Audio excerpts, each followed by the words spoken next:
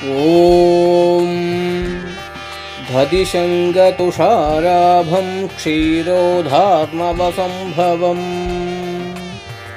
नमामि शशिनं सोमं शम्भोर्मकुटभूषणम्।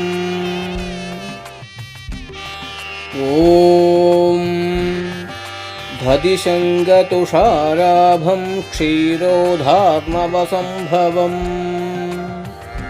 नमामि शशिनं सोमं शम्भोर्मकुटभूषणम्। ॐ दधिशङ्गतुषाराभं क्षीरोधात्मवसम्भवम् नमामि शशिनं सोमं शम्भोर्मकुटभूषणम्। ॐ दधिशङ्गतुषाराभं क्षीरोधात्मवसम्भवम् नमामि शशिनं सोमं शम्भोर्मकुटभूषणम्। ॐ दधिशङ्गतुषाराभं क्षीरोधात्मवसम्भवम् नमामि शशिनं सोमं शम्भोर्मकुटभूषणम्। ॐ दधिशङ्गतुषाराभं क्षीरोधात्मवसम्भवम् नमामि शशिनं सोमं शम्भोर्मकुटभूषणम्। ॐ दधिशङ्गतुषाराभं क्षीरोधात्मवसम्भवम्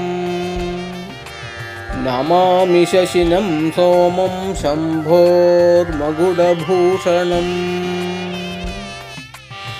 ॐ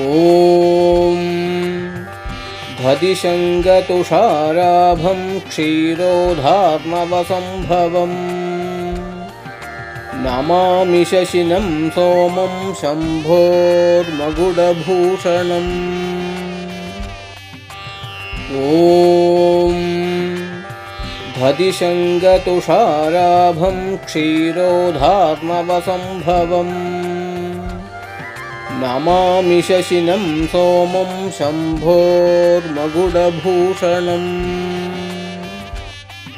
ॐ अधिदेवता अप प्रत्यधिदेवता गौरी सहित भगवते सोमाय नमः। सोमग्रहप्रसादसिद्धिरस्तु। सोमग्रहदोषो निर्दोषोऽस्तु।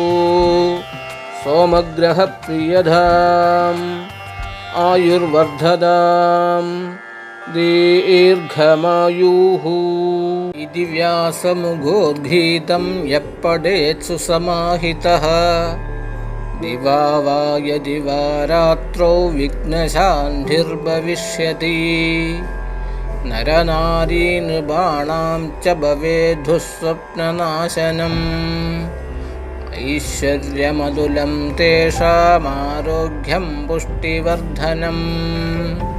ग्रहनक्षत्रजाः पीठात् तस्कराग्निसमुद्भवाः ताः सर्वा प्रशमं यान्ति व्यासो ब्रूतेन संशयः।